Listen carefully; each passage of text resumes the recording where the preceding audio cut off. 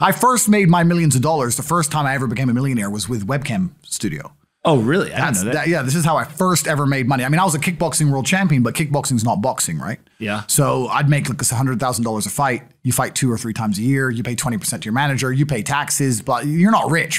So you get like 30 to 40% of the money. Yeah, and I didn't consider myself rich. Like 30, 40 grand chunks, twice a year, maybe 3 times a year. Living in London, London rents, need a car. You're trying, like you're not rich in any way. And that's actually the reason I retired, because I woke up one day and I thought, I'm giving 6 hours a day of absolute focus and energy to this.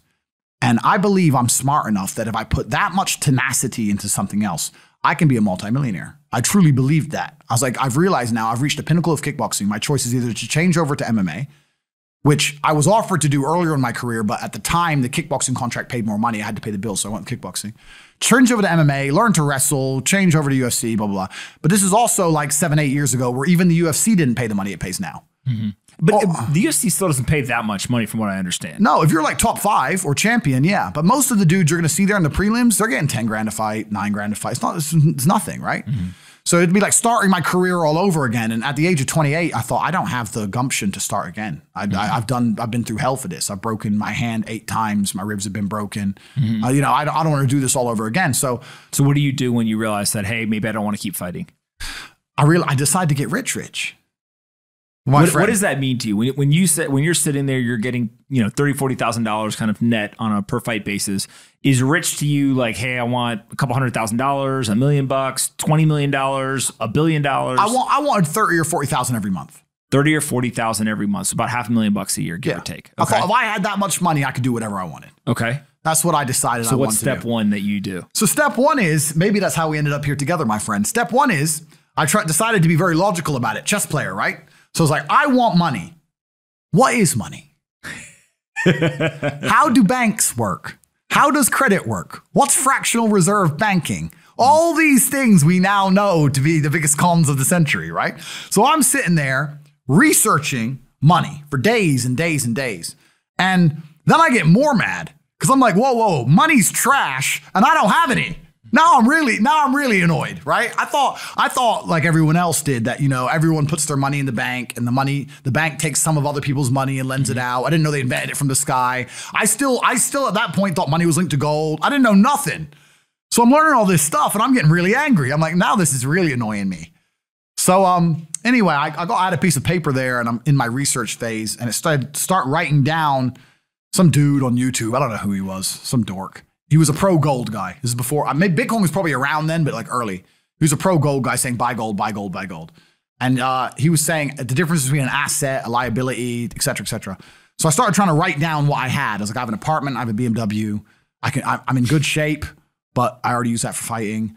What can I do? I can play chess. I'm just writing down the things I have and what I'm good at. And then I kind of realized, I was like, I've got like 8 girlfriends.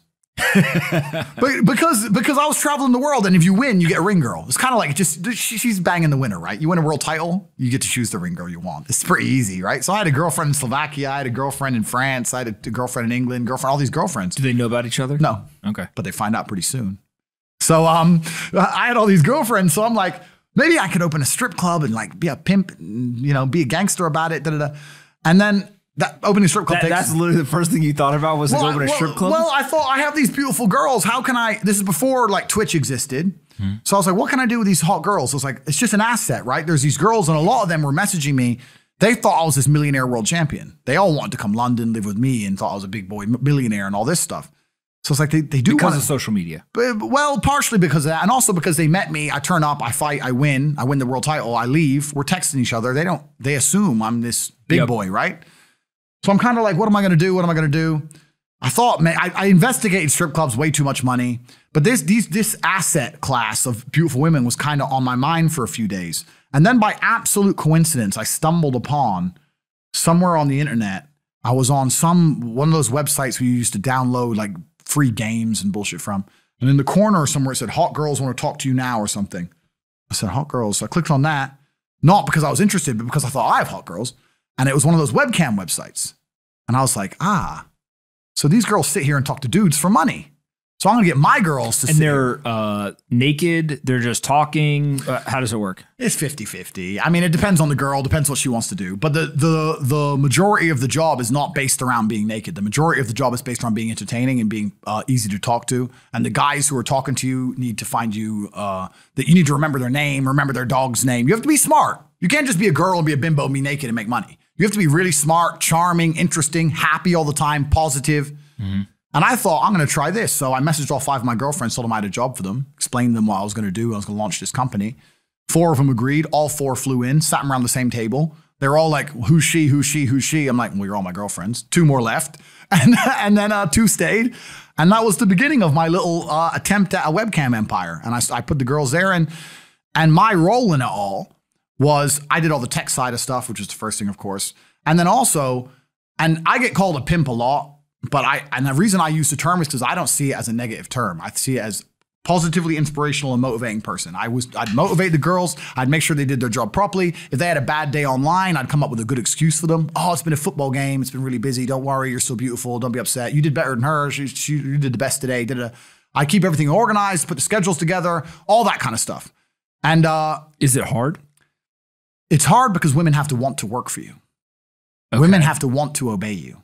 That's what's hard. And you don't do that. This is one of the biggest misconceptions. I really want to clear this up. People in the movies and stuff, pimps are like aggressive, mean men. Complete opposite. Pimps are more like James Bond. James Bond's a pimp. He sleeps with a girl to get information. He doesn't care about her. He is absolutely and utterly a pimp. He doesn't hit her.